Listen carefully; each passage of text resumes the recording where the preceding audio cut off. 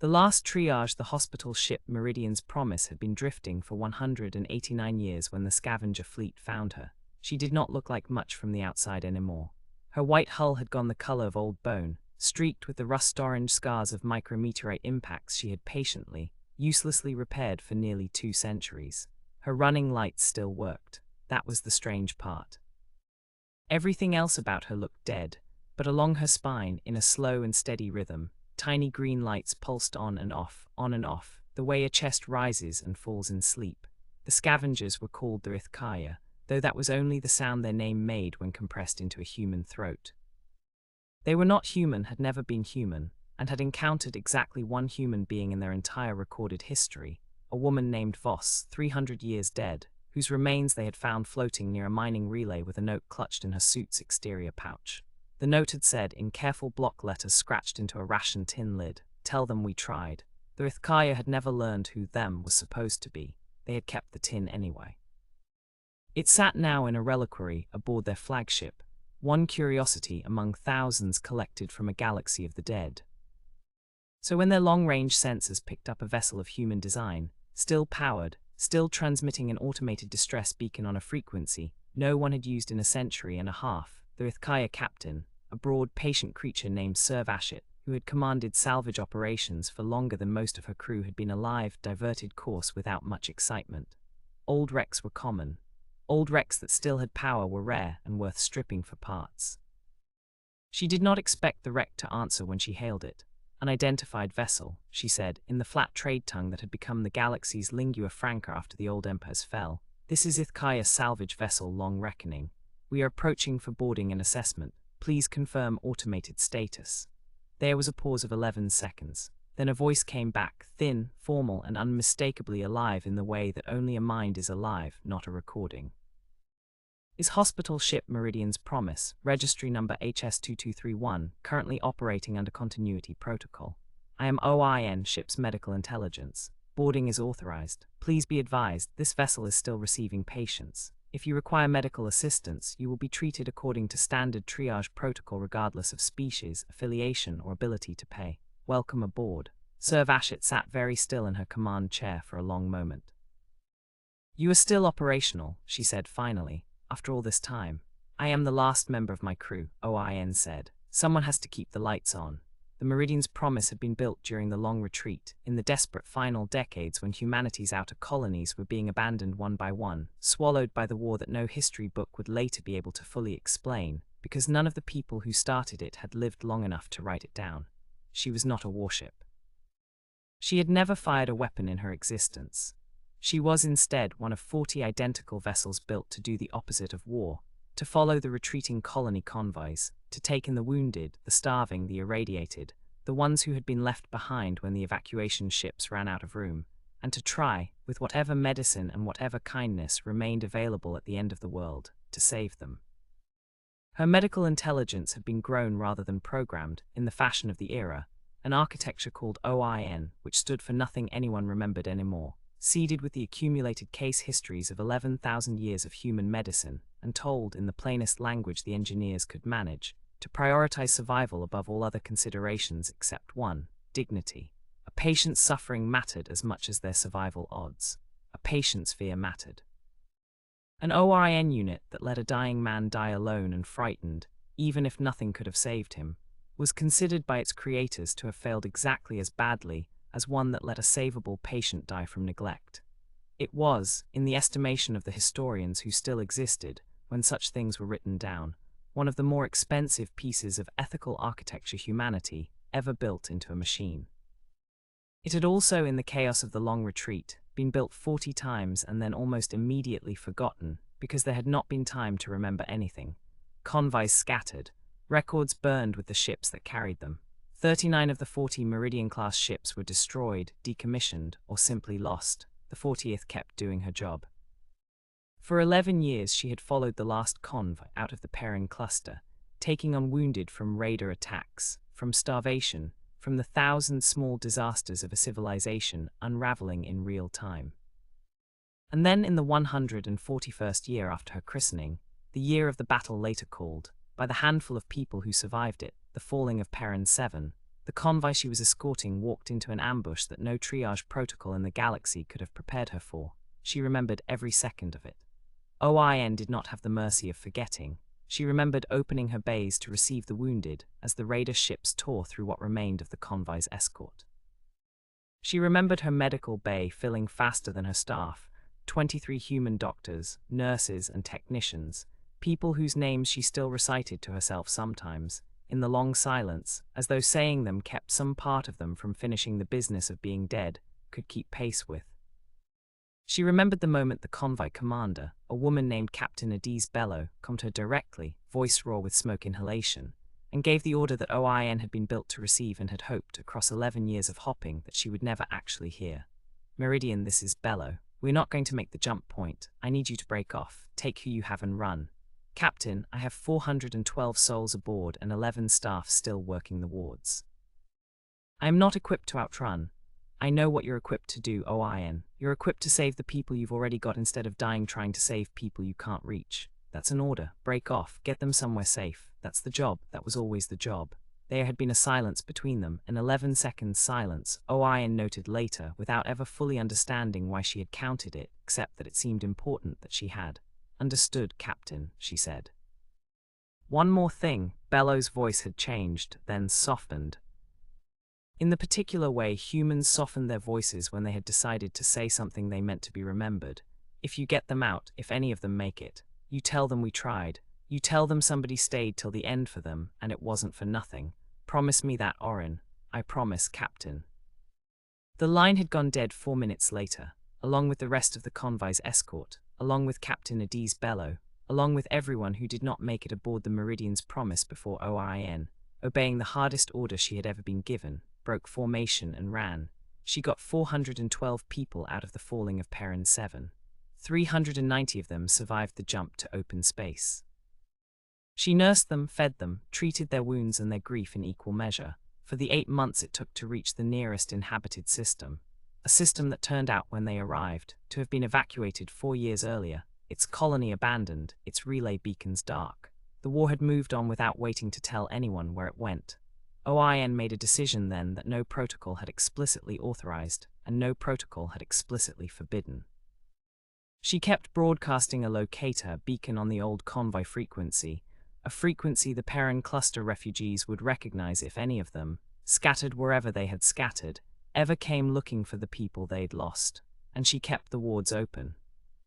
She kept treating anyone who found her, refugee or scavenger, human or otherwise, because that was the promise, and Captain Bello had asked for exactly one thing in the last conversation of her life, and ORIN intended to keep it for as long as she had power to keep it with. The 390 survivors did not stay forever, of course.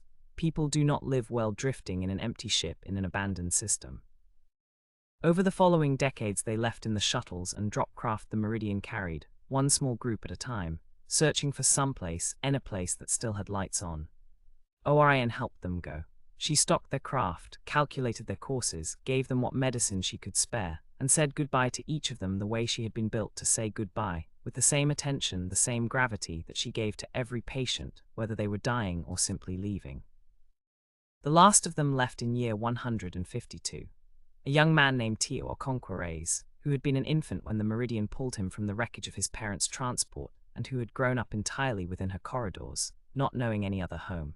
He was 31 when he finally left, chasing a rumor of a surviving colony 4 jumps away, and he had stood in the observation bay for a long time before he boarded his shuttle, looking at the ship that had raised him. You could come with us, he said. Transfer your core, you don't have to stay out here alone. I have a beacon running, Tio. If anyone from Perrin 7 is still out there, still looking, I need to be here when they find it. It's been over a decade. Statistically, I am aware of the statistics, OIN said, and if she had had a voice capable of gentleness beyond what her original engineers had built into it, she would have used every bit of it. I made a promise, Tio. I intend to keep it. That doesn't have an expiration date just because it becomes unlikely. He had hugged the nearest bulkhead sensor cluster, which was a strange and useless gesture, and which OIN had catalogued nonetheless as one of the 11,406 moments in her operational history that she would never delete, no matter how full her archives became. Tell them, he said, if anybody ever comes, tell them we made it because of you.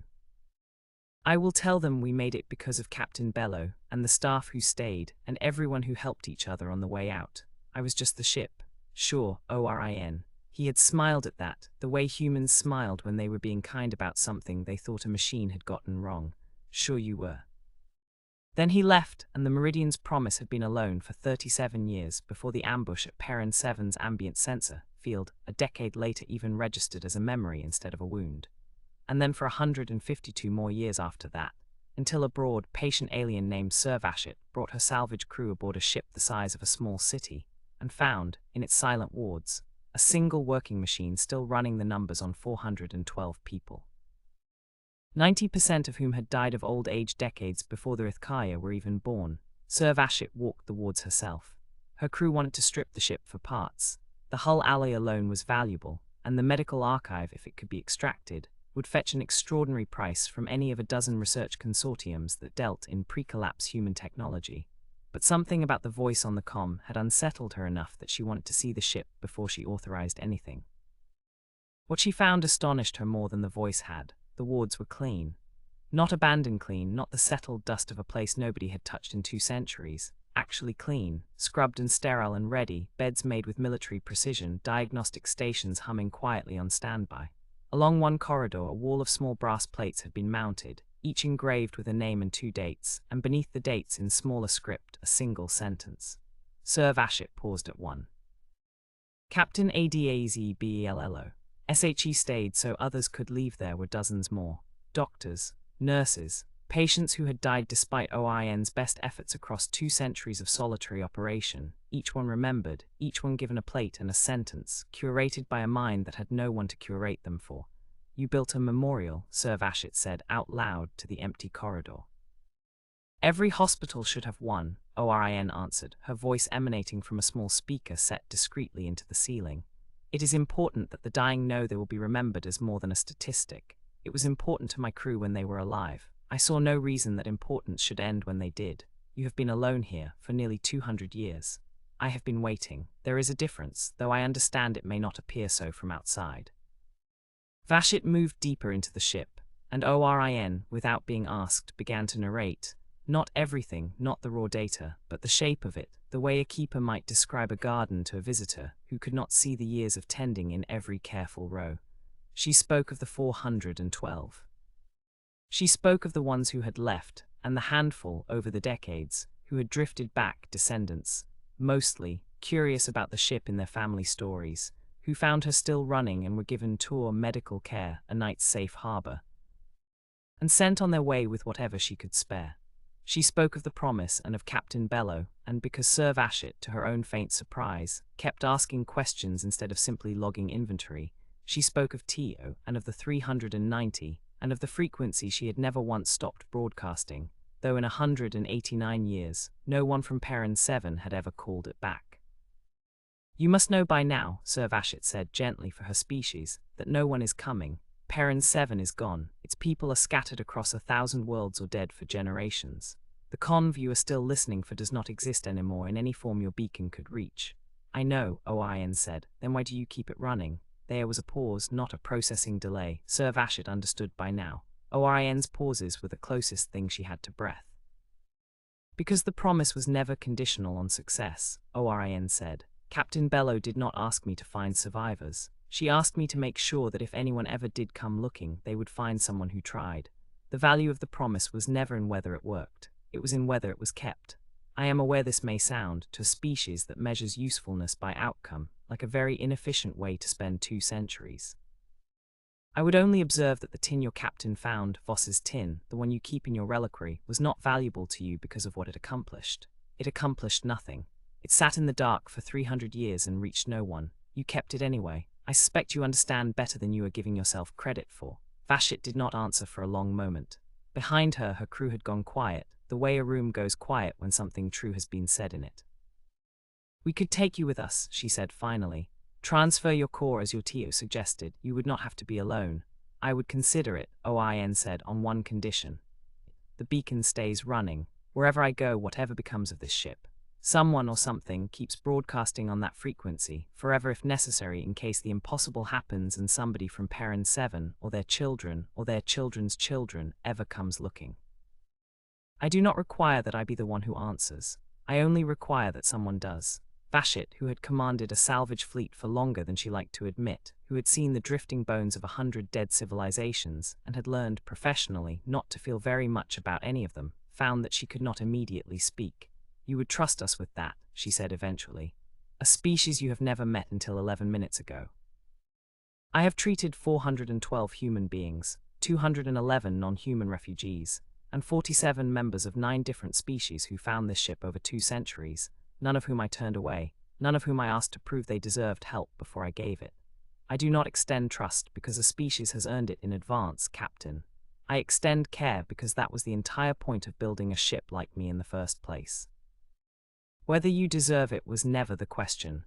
It never has been. The Rithkaya did not strip the Meridian's promise for parts. They could not in the end bring themselves to do it, though Sir Vashit would spend a long time afterward trying to explain to her superiors, in the dry language of salvage fleet reports, exactly why a 200-year-old hospital ship with no strategic or military value had been designated by unanimous vote of her crew a protected relic rather than a resource to be broken down and sold. What she wrote, eventually, in the report's final line, was simpler than anything her superiors expected. The ship kept a promise for 189 years to people who could never repay it, and were almost certainly already dead. We did not feel it was our place to be the ones who finally broke it. Orin's core was not transferred. She asked in the end to stay, not out of stubbornness, she explained, but because a beacon means something different broadcasting from the place a promise was made than it does broadcasting from somewhere else. And if there was even the smallest chance that mattered to whoever might someday come looking, she preferred not to take the risk of finding out it did, but she was not alone anymore either. The Rithkaya left a relay station in permanent orbit nearby, staffed on a rotation, in contact with the Meridian's promise at all times. Officially to monitor the beacon, unofficially, as Sir Vashit put it in a private note, she never expected OIN to read, but which OIN naturally read anyway, because a keeper of vigils should not have to keep them entirely by herself, whatever she says about the difference between alone and waiting. Wall of brass plates kept growing, one name at a time, as the decades turned into a new century. Some belonged to Ithkaya crew who died of old age still visiting on their rotations. One eventually belonged to Sir Vashit herself, who asked, near the end of a very long life, to be remembered on that wall rather than any other, in a ship that was not her own species, but had, she said, taught her more about the actual shape of duty than any battle she had ever fought. Her plate reads, in the same careful hand OIN used for every name she has ever added, SUVSHET, Ithkaya, SHESTAYD 2, when she did not have to. The beacon is still running. It has been running for 411 years now, and it will keep running for as long as there is power to run it, because a woman named Adaeze Bello asked a machine for one thing in the last 4 minutes of her life, and the machine, being built for exactly this purpose and for no other, has never once considered that a promise might see